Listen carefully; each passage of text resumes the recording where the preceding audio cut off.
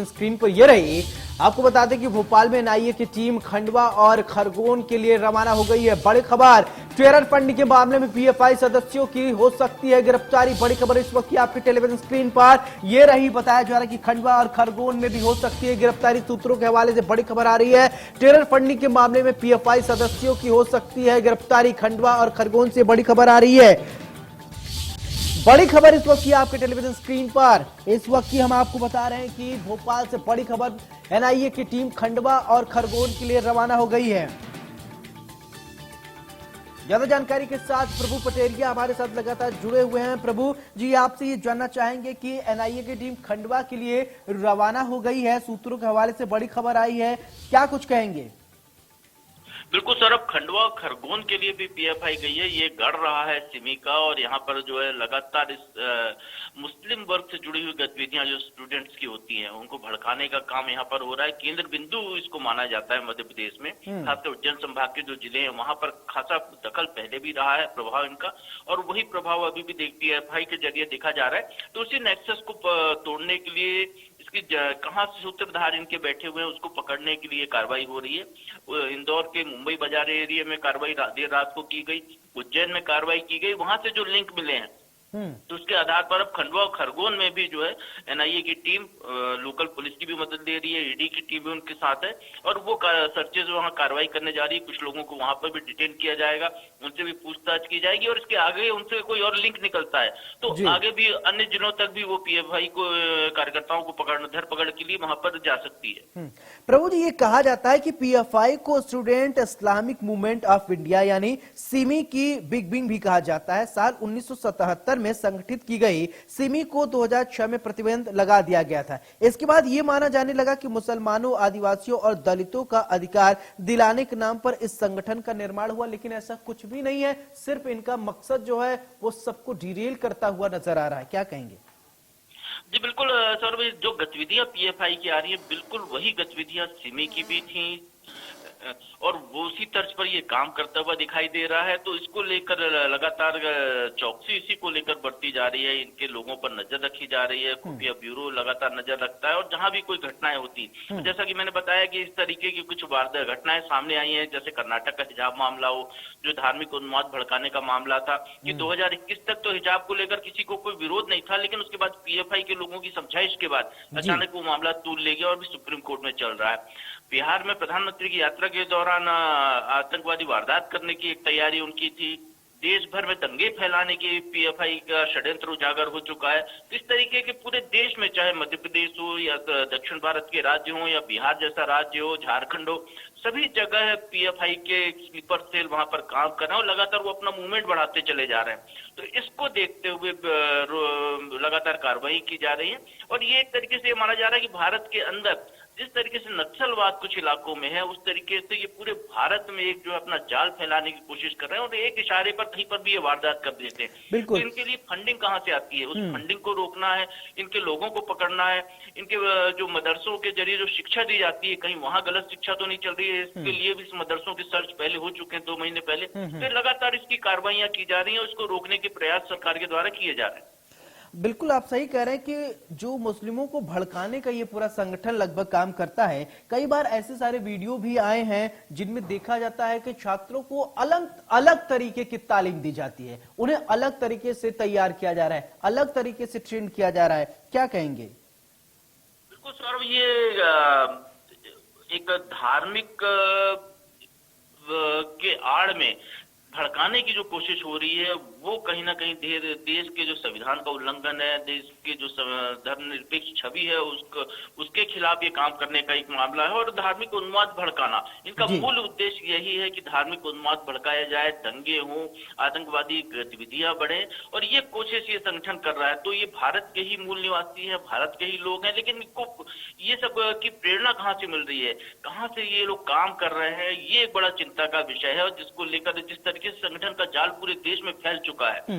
तो उसको देखते हुए ये खासी केंद्र सरकार के लिए आंतरिक सुरक्षा को लेकर चिंता का विषय बना हुआ है, जिसको लेकर ये कार्रवाई हो रही है। प्रभु जी, अभी कुछ दिन पहले हमने खबर भी दिखाया कि एक गुल्लक गैंग जो पीएफआई को फंडिंग करता है, जगह जगह दुकानों पे एक गुल्लक रखा गया था जिसपे बाकायदे लिखा हुआ था पीएफआई, उसमें लोग पैसा डालते थे और फिर ये फंड जो होता है वो पीएफआई के लोगों के पास चला जाता था। इस तरीके की भी खबर आई थी। क्या मध्य प्रदेश से भी ऐसी कुछ खबरें देखने को मिली थी या वहां पर इस तरीके का गुल्लक गैंग जो है वो सक्रिय नहीं है? सौरभ, इनकी गुपचुप गतिविधियां इनकी लगातार चलती रहती है। गुल्लक गैंग की तर्ज पर फंडिंग का भी प्रयास होता है, लोगों से ये मदद लेते हैं, आर्थिक मदद, उनसे जो जिसकी जितनी क्षमता है उनकी मदद लेते हैं। एक तरीके से लोगों को जोड़ने का काम है। वो कहते हैं कि एक अच्छे काम के लिए आप हमको मदद कीजिए, और जब आदमी आर्थिक मदद करने आता है तो कहीं उसको इस तरीके अपने पर्चे देते हैं, उनको अपने धार्मिक ग्रंथों से उन चीजों के बारे में बताया जाता है, किस तरीके से इस्लाम को बढ़ाना है, किस तरीके से आप पर अत्याचार हो रहा है, किस तरीके से आपकी उपेक्षा हो रही है, उन सारी चीजों को लेकर उनको प्रभावित करना, उनके छोटे बच्चों को प्रभावित करना। एक तरीके से ये पूरी की पूरी एक नई पीढ़ी अपनी तैयार कर रहे हैं। और जिस तरीके से आईएसआईएस जैसे संगठन है, तालिबान का जो काम है, लगभग उसी तर्ज पर हम मध्य प्रदेश की बात करें या पूरे देश की बात करें तो हर जगह ये अपना नेक्सस खड़ा करने की कोशिश कर रहे हैं। और इसको लेकर लगातार ये हर तरीके की गतिविधियां करते हैं। लोगों से चंदा लेते हैं, गुल्लक रखकर राशि एकत्रित की जाती है और फॉरेन फंडिंग की जाती है। इनकी सोशल साइट्स हैं जिसके जरिए अपना प्रचार करते हैं। लोग कहीं भी कोई भी घटना होती है, जैसे कहीं पर गोकशी की घटना हो रही है, उसको लेकर विरोध प्रदर्शन हो रहा है या इस तरीके का मामला है, तो कई बार ये झूठी खबरें भी फैलाते हैं लोगों की धार्मिक भावनाओं को भड़काने के लिए। बिल्कुल। चलिए प्रभु जी, तमाम जानकारी के लिए आपका बहुत बहुत शुक्रिया। तो ये तस्वीरें, 6 तस्वीरें आपका टेलीविजन स्क्रीन पर हम आपको दिखा रहे हैं। केरल, मंगलुरु, जयपुर, इंदौर, बिहार और तमिलनाडु की तस्वीरें, जहां पर एनआईए की टीम लगातार छापेमारी कर रही है। पीएफआई के जो भी उससे जुड़े लोग हैं उनकी गिरफ्तारियां की जा रही। देश भर में पीएफआई के ठिकानों पर लगातार छापेमारी की जा रही। तो केरल, मंगलुरु, जयपुर, इंदौर, बिहार की 6 तस्वीरें आपके टेलीविजन स्क्रीन पर, अलग अलग तस्वीरें देखिए।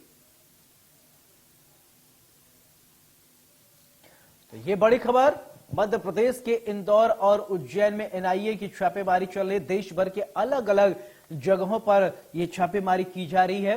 तो बता दें कि पीएफआई के ठिकानों पर लगातार छापेमारी की जा रही है। तो ये 6 तस्वीरें अपने आप में कई सारी बातें बयां कर देती हैं।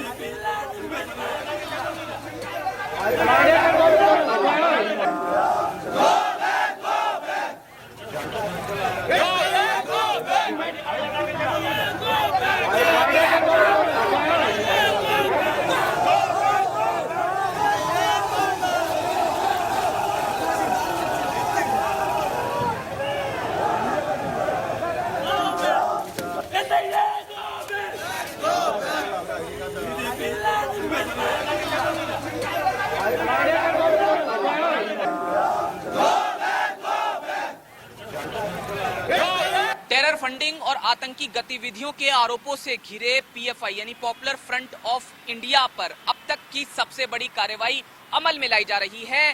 देश की केंद्रीय एजेंसी एनआईए और ईडी की ये कार्रवाई अमल में लाई जा रही है। तेलंगाना, तमिलनाडु, आंध्र प्रदेश जैसे 10 राज्य हैं जहां पर ईडी और एनआईए की red popular front of India के ठिकानों पर पड़ी है, उनके दफ्तरों और इनके नेताओं के रेजिडेंशियल एड्रेसेस पर पड़ी है। इस समय हम दिल्ली के शाहीन बाग में हैं, जहां पर पॉपुलर फ्रंट ऑफ इंडिया का नाम कई बार सामने आया है, क्योंकि पीएफआई पर यहां शाहीन बाग में जो धरने पर लोग बैठे थे उनको भड़काने के भी आरोप लगे थे। आप यहां पर मैं आपको दिखाता हूं, वो ऊपर आपको दफ्तर नजर आएगा पॉपुलर फ्रंट ऑफ इंडिया, जहां पर लिखा हुआ है। क्योंकि देश के 10 राज्य हैं जिनमें कुछ राज्यों का नाम सामने आ चुका है जहां पर एनआईए और ईडी की रेड चल रही है। इस बीच दिल्ली का ये दफ्तर है जहां पर हम पहुंचे हैं, लेकिन यहां पर आनन फानन में बोर्ड को देखिए किस तरह से मैनिपुलेट किया गया है। पॉपुलर फ्रंट ऑफ इंडिया के बीच में जो फ्रंट लिखा होता है उसको मिटाने की कोशिश अचानक से की गई है।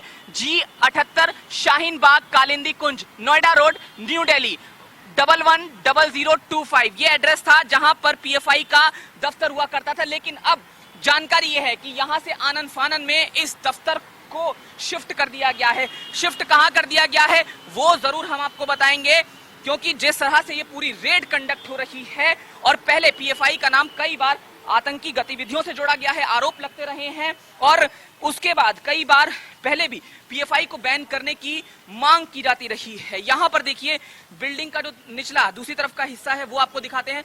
Popular front of India headquarter shifted to F30/1B Z apartment Allama Shibli Nomani, यानी इस बिल्डिंग में जो दफ्तर था वो फिलहाल शिफ्ट कर दिया गया है। तो 4 तस्वीरें आपके टेलीविजन स्क्रीन पर उत्तर प्रदेश, केरल, तमिलनाडु, तेलंगाना की तस्वीरें आप देख रहे हैं, जहां अलग अलग पीएफआई के ठिकानों पर छापेमारी की जा रही है। पीएफआई से जुड़े 109 लोगों को फिलहाल गिरफ्तार किया गया है। पीएफआई पर शिकंजा कसने की पूरी तैयारी की जा रही है। तो ये आपको बता दें कि पीएफआई पर कसा शिकंजा, बड़ी खबर है ये। पीएफआई पर लगातार अब कार्रवाई की जा रही है। तो पीएफआई पर कसा शिकंजा, तो पीएफआई से जुड़े हुए 109 लोगों को फिलहाल गिरफ्तार किया गया है। अलग अलग 4 तस्वीरें आपके टेलीविजन स्क्रीन पर हम आपको दिखा रहे हैं। उत्तर प्रदेश, केरल, तमिलनाडु, तेलंगाना की तस्वीर देख लीजिए, जहां पर एनआईए की टीम लगातार छापेमारी कर रही है। छापेमारी के दौरान जो भी संदिग्ध हैं, जो भी इससे जुड़े हुए हैं, जो भी गलत गतिविधियों में संलिप्त पाए जा रहे हैं, उनको फौरन गिरफ्तार किया जा रहा है और उनसे पूछताछ की जा रही है। तो देश भर में पीएफआई के ठिकानों पर लगातार छापेमारी चल रही है। तो 4 तस्वीरें आपके टेलीविजन स्क्रीन पर हम आपको दिखा रहे हैं। बताया जा रहा है मध्य प्रदेश के इंदौर और उज्जैन में एनआईए की छापेमारी हुई। उज्जैन और एनआईए में 4 नेताओं को फिलहाल पीएफआई के गिरफ्तार किया गया है। गिरफ्तारी के बाद अब इनसे पूछताछ होगी। अभी हमने आपको कुछ तस्वीरें दिखाई जहां पर एनआईए की टीम जब वहां पहुंची तो कुछ लोग गो बैक के नारे भी लगा रहे थे, यानी एनआईए की टीम का विरोध भी कहीं न कहीं देखने को मिल रहा है। मध्य प्रदेश के इंदौर और उज्जैन में एनआईए की टीम लगातार छापेमारी कर रही है।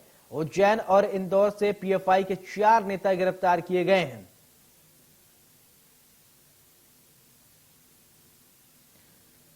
तो पीएफआई से जुड़े 109 लोगों की गिरफ्तारी हो गई है। देश भर में ये गिरफ्तारियां लगातार जारी हैं। तो उत्तर प्रदेश, केरल, तमिलनाडु और तेलंगाना की तस्वीर आप देख रहे हैं। टेरर फंडिंग में पीएफआई सदस्यों की हो सकती है गिरफ्तारी। खंडवा और खरगोन में भी लगातार गिरफ्तारियां जारी हैं। सूत्रों के हवाले से यह खबर है, टेरर फंडिंग में पीएफआई सदस्यों की हो सकती है गिरफ्तारी।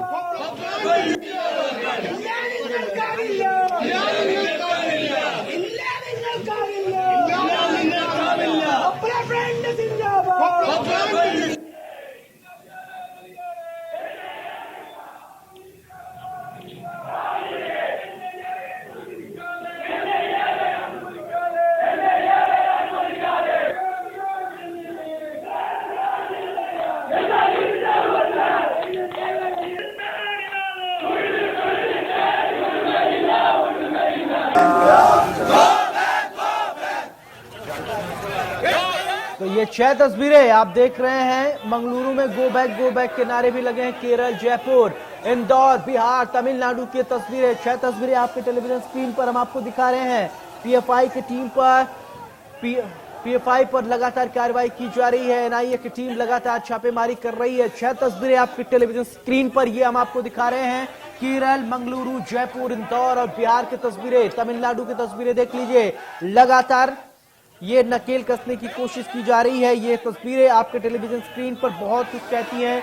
अब एनआईए की टीम पूरी तरीके से सक्रिय नजर आ रही है। टेरर फंडिंग की जानकारी जुटाने में एनआईए की टीम लगातार कोशिश कर रही है। अब भोपाल से खंडवा और खरगोन के लिए भी रवाना हो गई है। बड़ी खबर, ये 6 तस्वीरें आपके टेलीविजन स्क्रीन पर, जहां देश भर में अलग अलग ठिकानों पर, अलग अलग जगहों पर पीएफआई के एनआईए की टीम छापेमारी कर रही है।